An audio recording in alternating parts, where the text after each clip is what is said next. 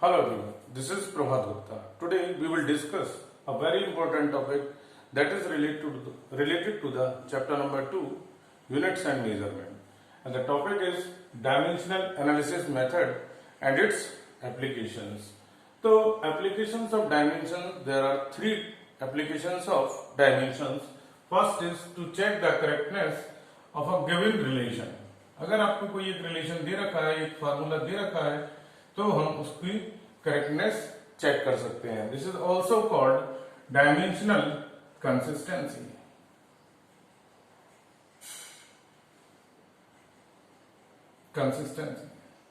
Dimensional consistency का मतलब यह है कि हम दोनों साइड डायमेंशंस को इक्वेट करेंगे. जैसे कि आप लोग ट्रिग्नोमेट्री में LHS is equals to RHS equate करते थे, ऐसे ही यहां पर डायमेंशनल कंसिस्टेंसी में लेफ्ट हैंड डायमेंशन और राइट हैंड डायमेंशंस को इक्वेट करते हैं. Second is to convert the one unit to another system of units. हम किसी भी फिजिकल क्वांटिटी को एक सिस्टम ऑफ यूनिट से दूसरे सिस्टम ऑफ यूनिट में कन्वर्ट कर सकते हैं. जैसे कि SI सिस्टम को हम कन्वर्ट कर सकते हैं CGS सिस्टम में. To derive a relation,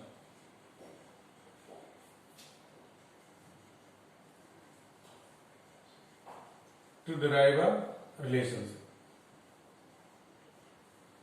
among different parameters. तो अगर हमें ये दिया है कि एक पैरामीटर दूसरे पैरामीटर पर डिपेंड करता है, तीसरे पैरामीटर पर डिपेंड करता है, तो हम उनके बीच में एक रिलेशन एस्टेब्लिश कर सकते हैं. इनडायरेक्टली अगर हम कहें तो एक फार्मूला ड्राइव कर सकते हैं.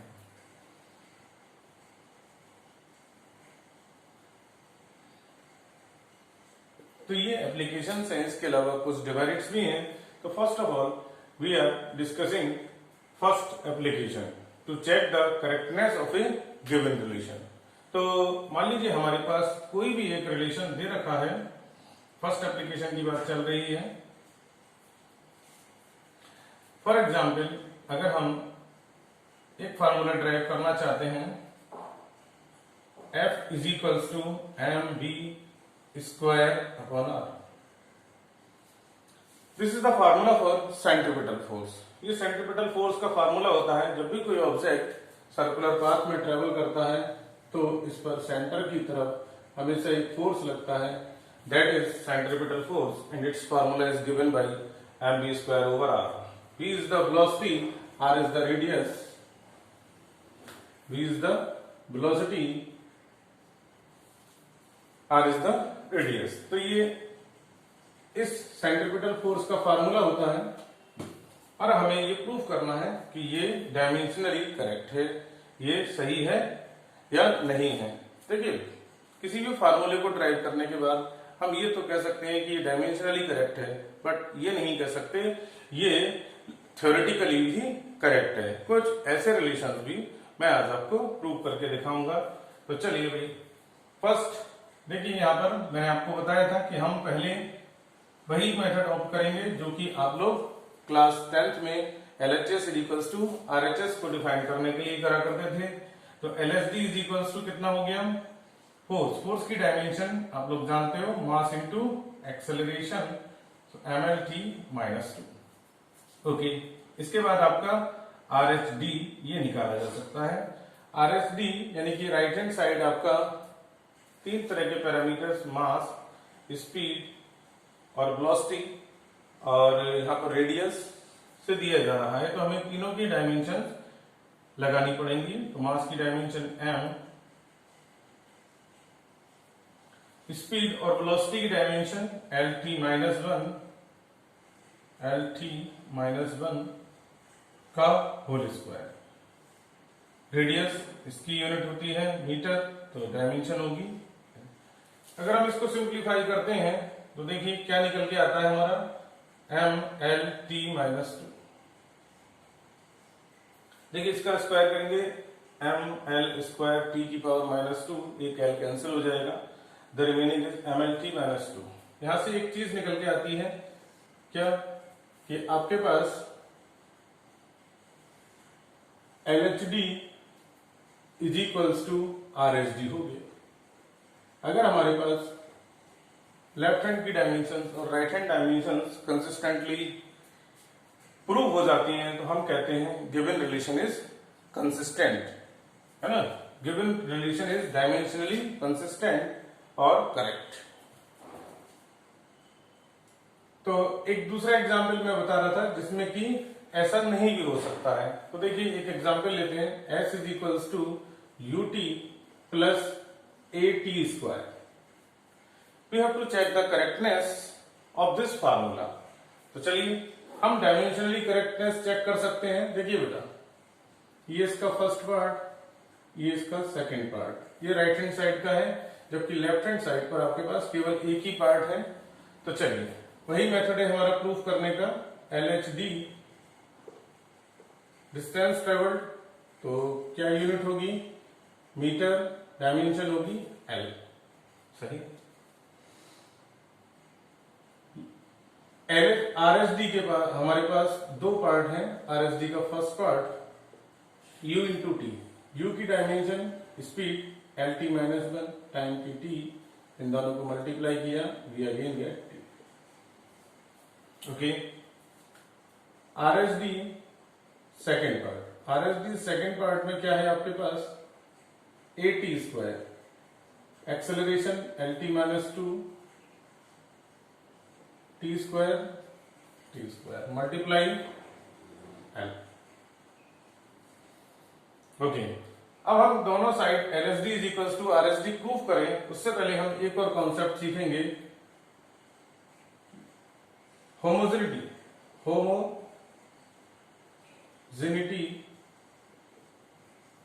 Principle of dimension. Homogeneity principle of dimension कहता है कि अगर हम 2 मीटर में 3 मीटर ऐड करें तो हमें मिलेगा 5 metre.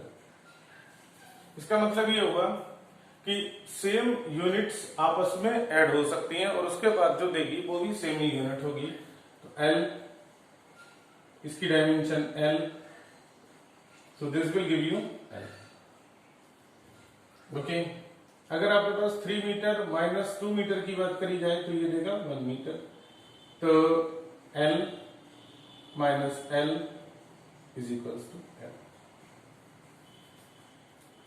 L minus L is equals to L।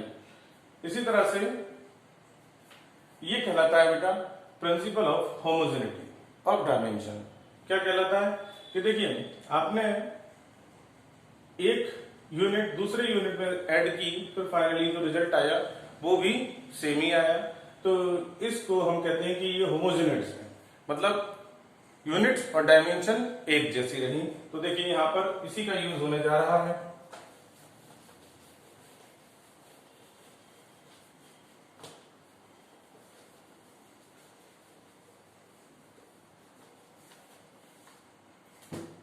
देखिए अब हम इसका यूज करने जा रहे हैं। LHD तो हमारे पास है ही, अगर हम RHD बनाएं तो क्या होगी, RHD first part plus RHD second part. RHD first part में हमारे पास डायमेंशन है L, RHD सेकंड पार्ट में डायमेंशन है L। जब हम दोनों को प्रिंसिपल ऑफ होमोजेनिटी से ऐड करेंगे तो it will give you L। Okay, LHD आपकी L3, RHD L आ गई निकलकर। तो आप एक बात बताइए, अगर LHD is equals to RHD है, if LHD is equals to RHD, तो हम क्या बोलते हैं, the given formula is dimensionally correct और कंसिस्टेंट। बट अगर हम इसकी थ्योरी में जाएं, इसके बेसिक प्रूफ की तरफ जाएं, तो ये बात हम देखते हैं कि ये फार्मूला करेक्ट नहीं है। जो करेक्ट फार्मूला है,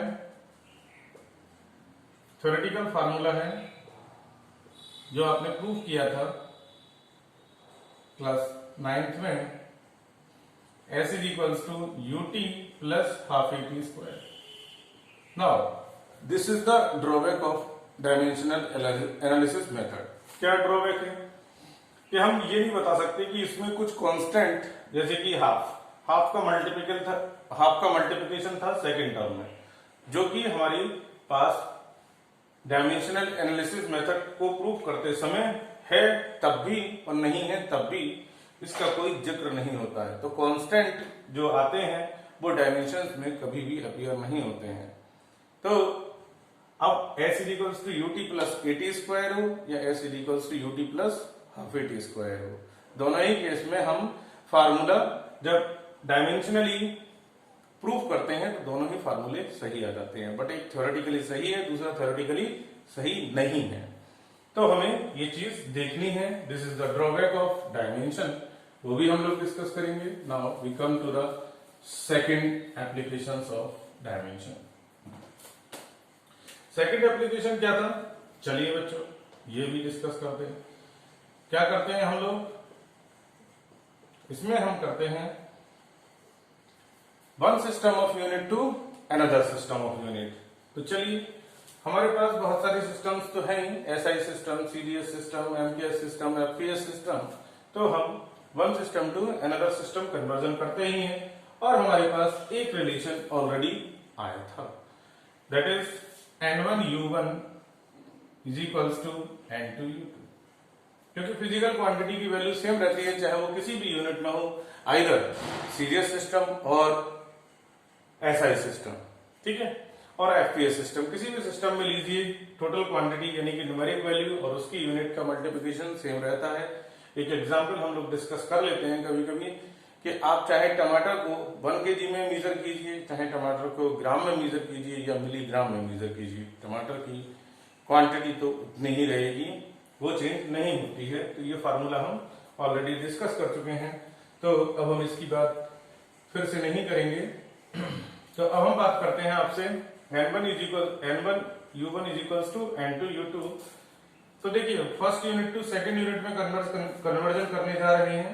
मान लीजिए हमारे पास एक फिजिकल क्वांटिटी है, like there be physical quantity having units और डायमेंशन। देखिए, डायमेंशन की ही बात कर लेते हैं, हैविंग डायमेंशन। देखिए, मेनली हमारे पास 3 टाइप्स की ही डायमेंशंस चला करती हैं, m, l, t। तो मान लीजिए वो डायमेंशन m की a पावर पर डिपेंड करती है, l की b पावर पर डिपेंड करती है एंड t की c पावर पर डिपेंड करती है। ओके, कोई भी फिजिकल क्वांटिटी है उसकी ये डायमेंशन है। तो अब हम बात कर सकते हैं यहां पर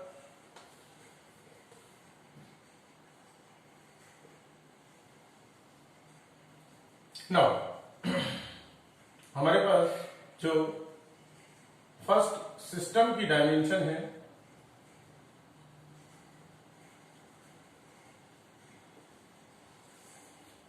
m1 to the power a, powers तो चेंज होने से रहे, l2 की पावर b, सॉरी l1 की पावर b, t1 की पावर c। फर्स्ट सिस्टम की डायमेंशन ये हो गई। इसी तरह से सिमिलरली हम बोल सकते हैं सेकंड सिस्टम डायमेंशन m2 की पावर a, l2 की पावर b, t2 की पावर c। देखिए बेटा, यहां पर क्या है, abc तो वही रहेंगे क्योंकि डायमेंशन तो आप सीडीएस सिस्टम में लिखिए या एफपीएस सिस्टम में लिखिए, एसआई सिस्टम में डायमेंशन तो वही रहती है, पर न्यूमेरिक वैल्यूज और यूनिट्स चेंज होती रहती हैं। नाउ अगर हम ये सारी चीजें इसमें लगाएं तो हमें मिलेगा N1 U1, U1 की जगह हम इस डायमेंशन को लगा सकते हैं M1 की पावर A, L1 की पावर B, T1 की पावर C, N2 M2 की पावर A, L2 की पावर B, T2 की पावर C। ऐसे हम N2 निकाल सकते हैं। N2 will be N1 M1 over M2 की power A, L1 over L2 की power B, T1 over T2 की पावर C। ओके, इस फार्मूले को हम यूज करने जा रहे हैं। एक फार्मूला हमने बना लिया। ये एक सिस्टम ऑफ यूनिट से दूसरी सिस्टम ऑफ यूनिट में कन्वर्ट करने के लिए यूजफुल रहेगा। तो एक एग्जांपल लिया जा सकता है, कन्वर्ट 1 न्यूटन इनटू डाइन। तो बेसिकली आपको दूसरी यूनिट दे दी गई और आपसे कहा जा रहा है कितने डाइन होंगे। तो आपको फाइनली N2 की वैल्यूज निकालनी है। N2 निकाल सकते हैं। देखो न्यूटन जो है आपकी SI सिस्टम की यूनिट है, SI सिस्टम, और ये आपकी CGS सिस्टम की यूनिट है। ओके, तो अब देखिए अगर हमारे पास डायमेंशन कही जाए फोर्स की, तो डायमेंशन ऑफ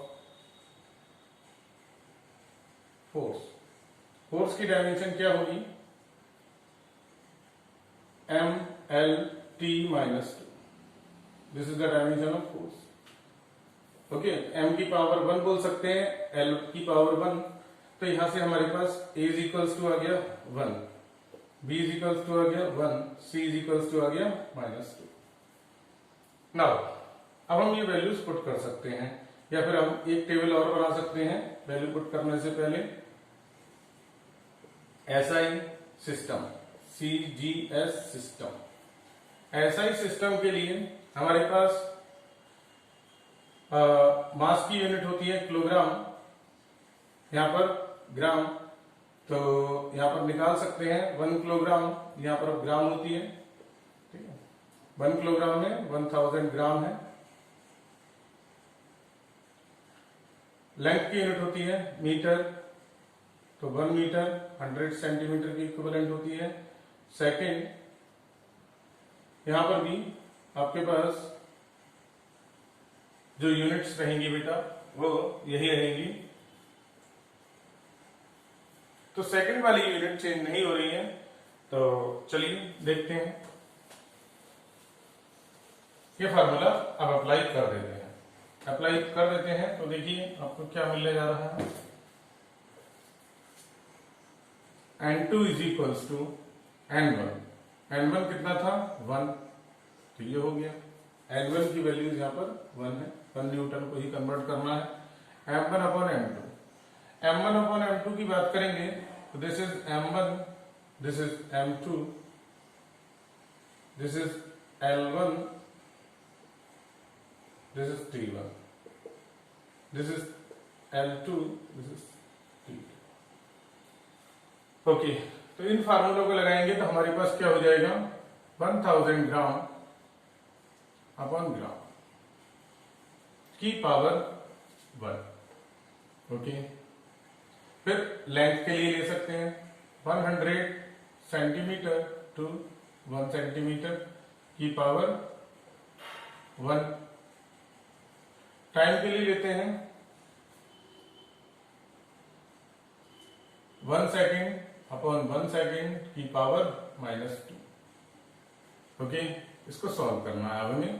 तो ये सब सॉल्व करके यहां से आ जाएगा 10 टू दी पावर 3, ये 1 तो था ही, into 10 to the power 2। 1 upon 1 की पावर -2 1 ही रहेगी। सो ये हो गया 1 into 10 to the power 5। SI system में जो फोर्स की यूनिट है दैट इज डाइन, तो ये डाइन हो जाएगी। N2 की वैल्यू हमारे पास आ गई, तो देयरफॉर हम ये बोल सकते हैं 1 newton is equals to 1 into 10 to the power 5 dyne. ये N2 की वैल्यू निकलने के बाद हम इसे CGS में डायरेक्ट लिख सकते हैं, क्योंकि हम जानते हैं फोर्स की यूनिट डाइन होती है। तो 1 newton is equals to 1 into 10⁵ time. इसके बाद हम थर्ड एप्लीकेशन की तरफ जाएंगे। थर्ड एप्लीकेशन में हमें बताया गया था कि हम क्या कर सकते हैं, किसी भी फार्मूले को प्रूव कर सकते हैं।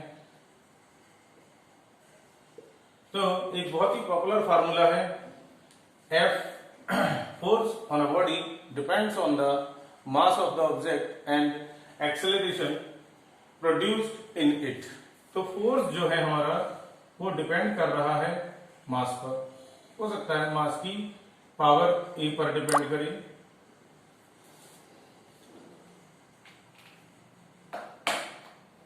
मास की पावर ए पर डिपेंड करे, एक्सेलरेशन की पावर बी पर डिपेंड करे। देखिए यहां पर एक जैसे हो रहे हैं तो हम इन्हें एक्स और वाई से रिप्लेस कर सकते हैं।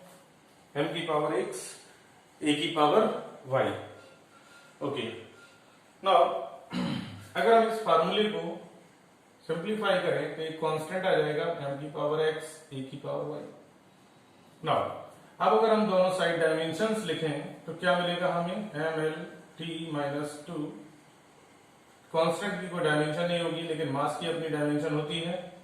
सो एम की power x acceleration, L T minus 2 की पावर वाई। इसको थोड़ा और सिंप्लीफाई करते हैं तो यहां पर आ जाएगा एम की पावर 1, एल की पावर 1, टी की पावर माइनस 2। ये होगी लेफ्ट हैंड साइड की डायमेंशन।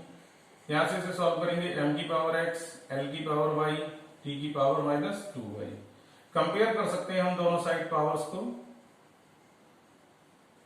Comparing the powers.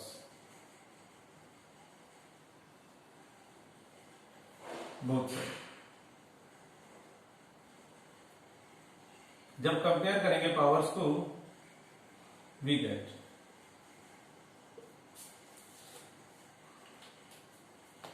हमें मिलता है